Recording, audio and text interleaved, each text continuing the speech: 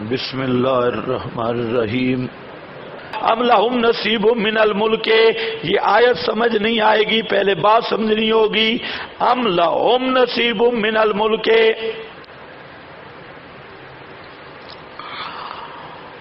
یہود کا دعویٰ تھا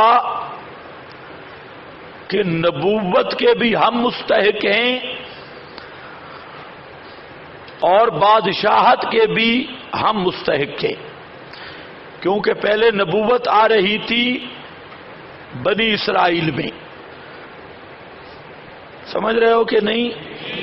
نبوت آ رہی تھی کس میں؟ بنی اسرائیل میں، اور بادشاہت بھی رہی بنی اسرائیل میں۔ تو ان کا دعویٰ تھا کہ نبوت کے بھی ہم مستحق ہیں بنی اسرائیل اور سلطنت کے بھی ہم مستحق ہیں، ایک۔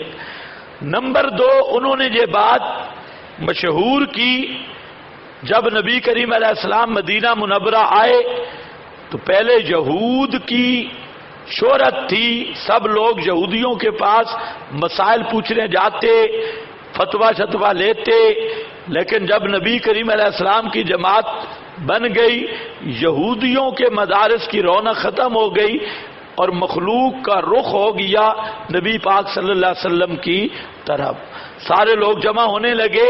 تو یہودیوں نے پراپاگنڈا کیا کہ محمد صلی اللہ علیہ وسلم بادشاہت چاہتا ہے، حالانکہ یہ بادشاہت کا مستحق نہیں، نہ نبوت کا نہ بادشاہت کا، نبوت بھی ہمارا حق ہے، بادشاہت بھی ہمارا حق ہے۔ تو اللہ نے ان کو جواب دیا، اب ذرا دیکھنا، ام لہم نصیب،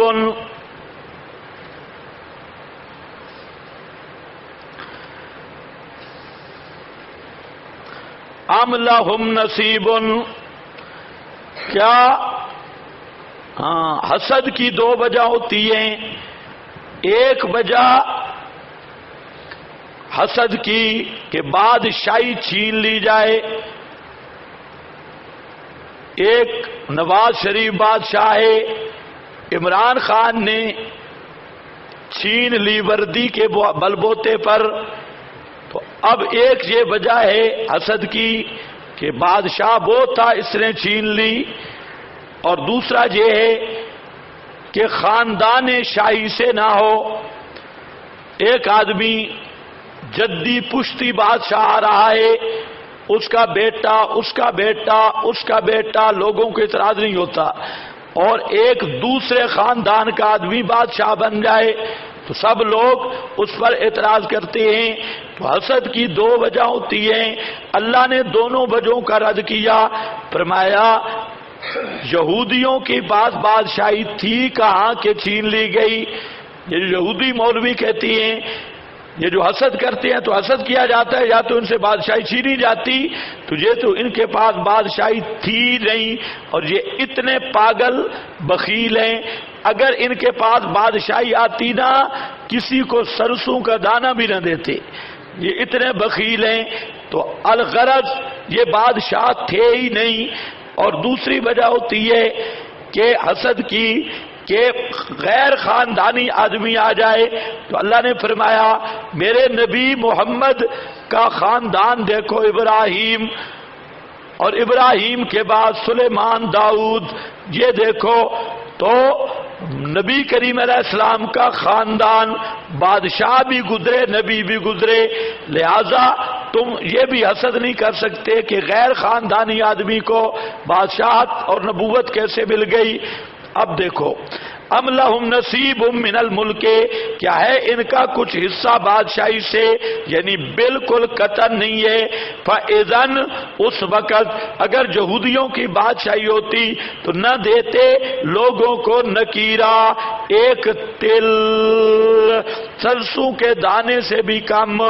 ام یاسدون الناس، سبب مخالفت، کیا یہ یہودی ملوانے یہ حسد کرتے ہیں لوگوں کے ساتھ، صحابہ و نبی کے ساتھ، اوپر اس کے اللہ علامہ عطاؤں پر اس کے کہ دیا ان کو اللہ پاک نے اپنے فضل سے، فقد آتینا آل ابراہیم الکتابہ، بس تحقیق دی ہم نے آل ابراہیم کو کتاب، دیکھا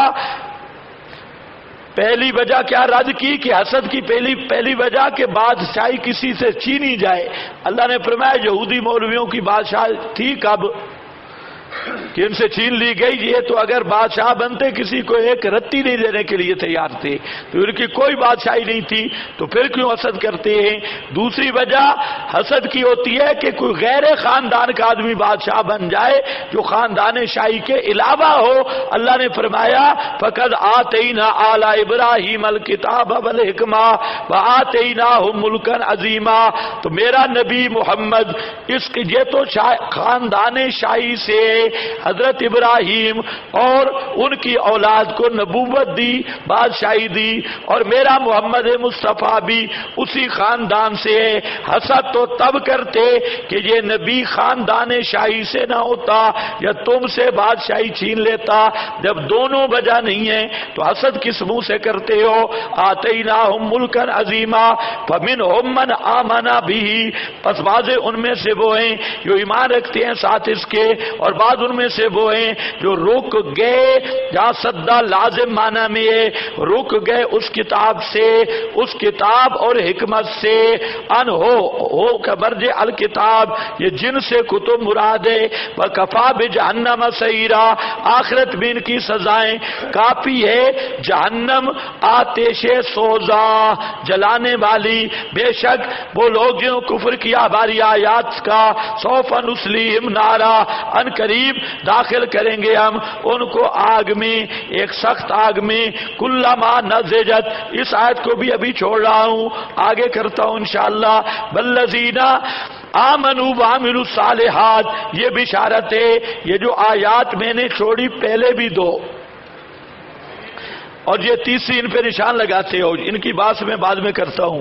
والذین آمنوا وعملوا الصالحات, وہ لوگ جو ایمان لائے, قوت اعتقادیہ عملیہ, الصالحات سندخلہم جنات تجری من تحتہا الانہار, ان قریب داخل کریں گے ہم ان کو باغات میں بہتی ہوں گی ان کے نیچے کئی نہریں, ہم رہنے والے ان باغات میں ابدا ہمیشہ ہمیشہ.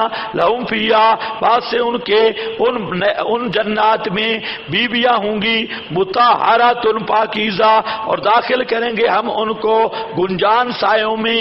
ان اللہ, بس یہ حصہ اول سورت کا ختم ہو گیا. اب دوسرا حصہ شروع ہو رہا ہے جس میں 9 احکام سلطانیہ کا بیان ہوگا. پچھلے حصہ میں کچھ احوال زجرات وغیرہ اور 16 احکام رعیت اور قانون رعیت کا بیان تھا.